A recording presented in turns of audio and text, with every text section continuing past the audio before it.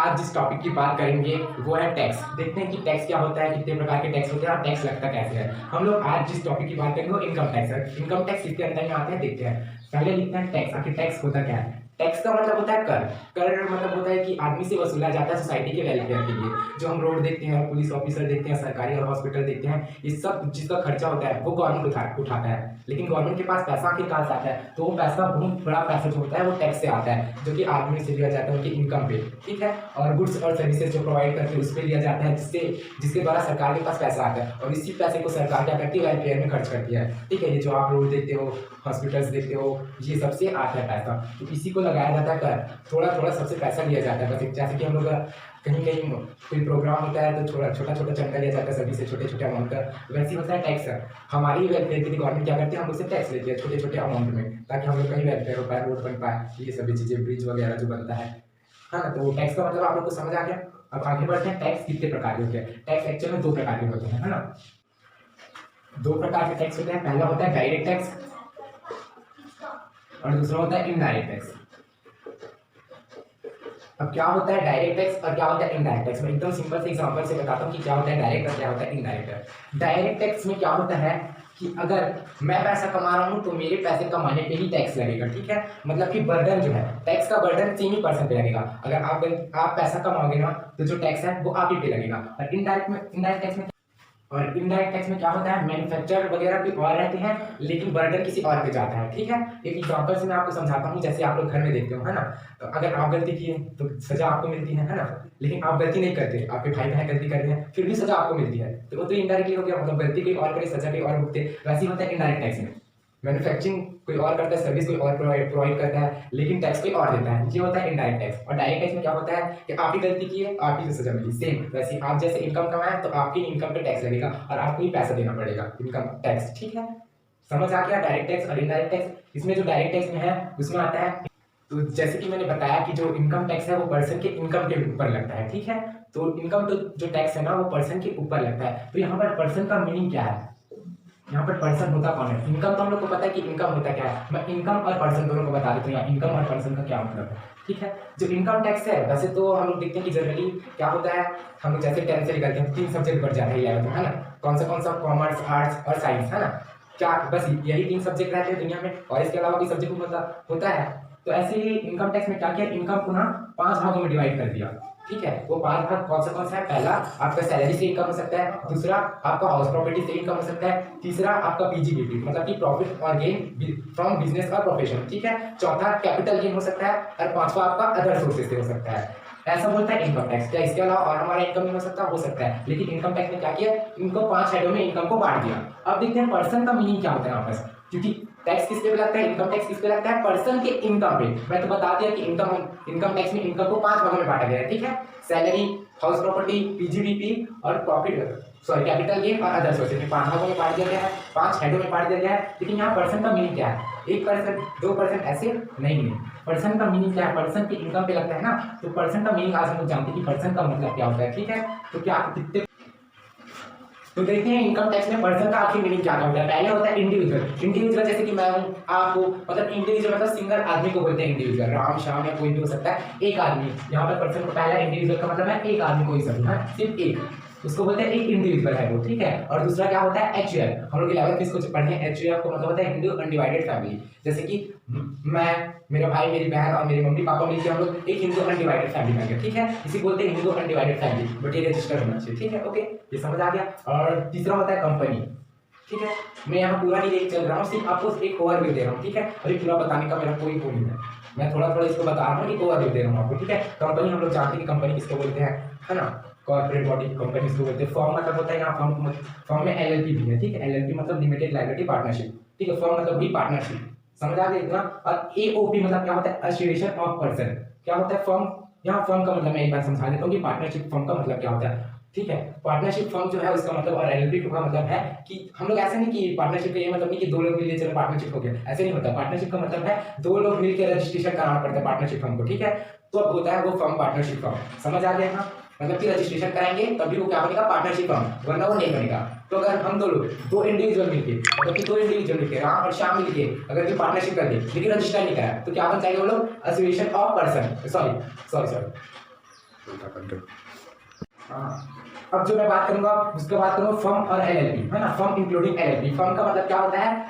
Firm का मतलब होता है पार्टनरशिप फर्म। पार्टनरशिप फर्म जो कि रजिस्टर्ड हो, ठीक है ना। दो लोग मिलकर पार्टनरशिप फर्म खोले लेकिन रजिस्टर नहीं कराए, ये पार्टनरशिप फर्म बिल्कुल नहीं होगा। पार्टनरशिप फर्म का यहाँ पास मतलब है, एलएलपी का मतलब है यहाँ पास रजिस्टर्ड, ठीक है, जो रजिस्टर्ड हो, है ना। और दूसरा और इसके बाद हम लोग का जो पांचवा है वो है एओपी और बीओआई। एओपी और बीओआई, पहले मैं बीओआई को बता देता हूँ, बॉडी ऑफ इंडिविजुअल। जैसे कि मैं और मेरा एक दोस्त, है ना, हम दोनों मिलकर पार्टनरशिप किया लेकिन रजिस्टर नहीं कराया, ठीक है। रजिस्टर नहीं कराया तो हम लोग क्या बनेंगे? क्या पार्टनरशिप नहीं बनेंगे? क्यों नहीं बनेंगे? क्योंकि रजिस्टर नहीं कराया। तो क्या बन जाएंगे हम लोग? बीओआई, मतलब कि बॉडी ऑफ इंडिविजुअल। इंडिविजुअल की बॉडी 1 2 3 4 कितने भी हो सकते हो, क्या हो जाएंगे? Body of individual. मतलब सिर्फ उसमें इंडिविजुअल ही बस रहेंगे। इंडिविजुअल मिला के क्या बना सकते हैं? Body of individual. 1 2 3 4 मिल के अगर रजिस्टर नहीं करा, रजिस्टर कराएंगे क्या बन जाएंगे? बोलो पार्टनरशिप फर्म।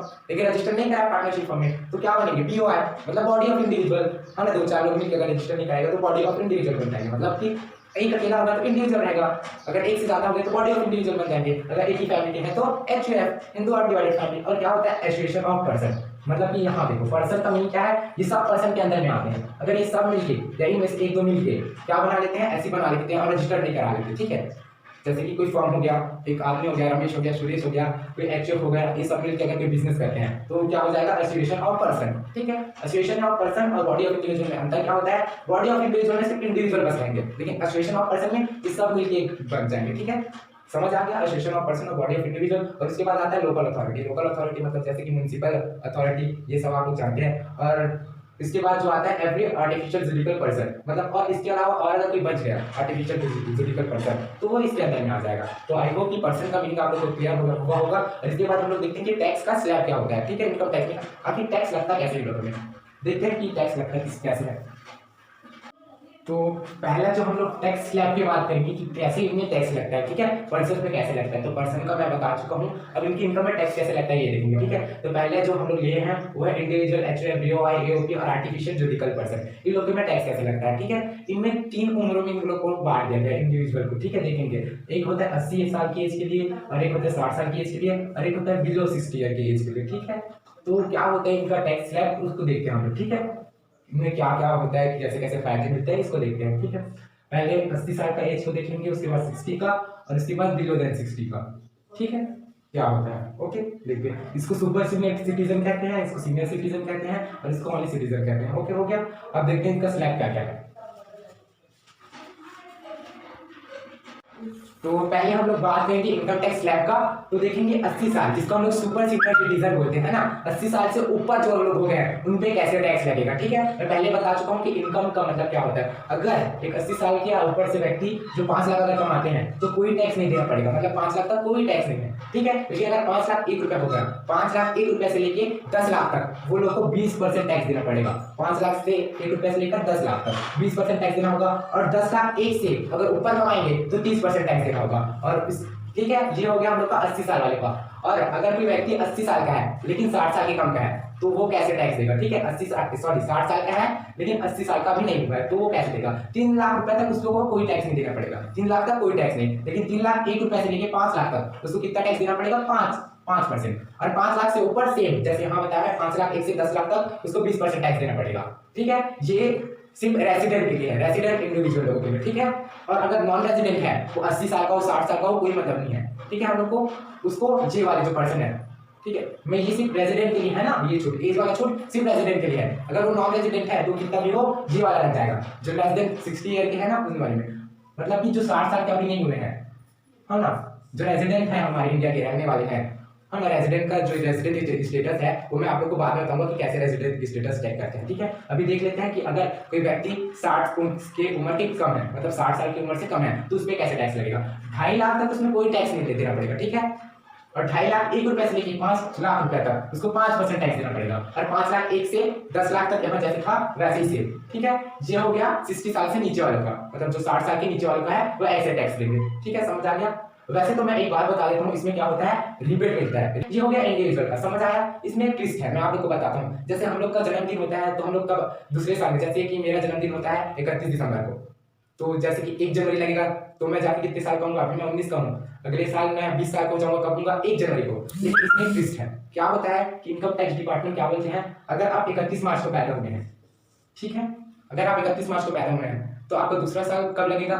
1 अप्रैल को। इसमें इनकम टैक्स डिपार्टमेंट क्या बोलता है कि अगर आप 31 मार्च को पैदा हुए हो तो आप उसी दिन, किस दिन? 31 मार्च को ही दूसरे साल में चले जाओगे। मतलब आप 59 साल के हो और फिर से आने वाला है 31 मार्च, तो आप उसी टाइम 60 साल को जाओगे। तो इससे क्या होगा? आपको यहाँ पास मिल जाएगा, आपको 3 लाख तक कोई टैक्स नहीं देना पड़ेगा। वैसे तो रिबेट मिल गया तो इसका कोई मतलब नहीं है। ये चीज समझ आ गया एज का जो दिया होगा उसमें, ठीक है। अब आगे हम बात करेंगे बॉडी कॉर्पोरेट वगैरह का, क्या होता है इसमें, टैक्स कैसे लगता है, ठीक है। मैं सरचार्ज का बाद में बताऊंगा कि सरचार्ज। अब बात करेंगे कंपनी पे कैसे लगता है। कंपनी में अगर वो डोमेस्टिक कंपनी है तो 30% लगेगा, और अगर वो फॉरेन कंपनी है तो 40% लगेगा। एक चीज और मैं बता दूं कि टैक्स आखिर लगता कैसे है।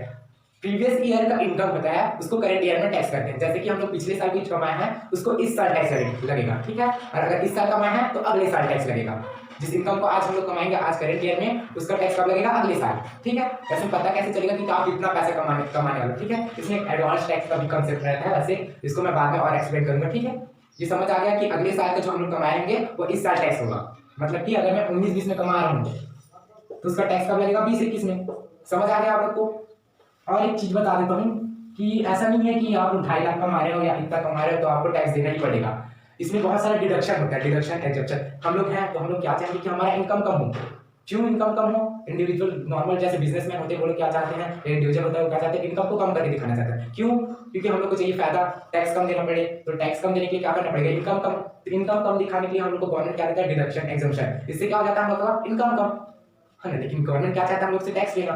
तो गवर्नमेंट क्या करता है? AMT और MAT करके, मिनिमम अल्टरनेटिव टैक्स और अल्टरनेटिव मिनिमम टैक्स, ऐसे करके गवर्नमेंट भी हम लोग से ले लेता है टैक्स। मतलब हम लोग अपने फायदे के सोचते हैं कि इनकम कम हो जाए, और वो लोग क्या करते हैं कि आपको इतना पैसा तो देना पड़ेगा। गवर्नमेंट ये करता है। समझ आ गया? आई होप कि आप लोग को ये सब चीजें समझ आ गया होगा।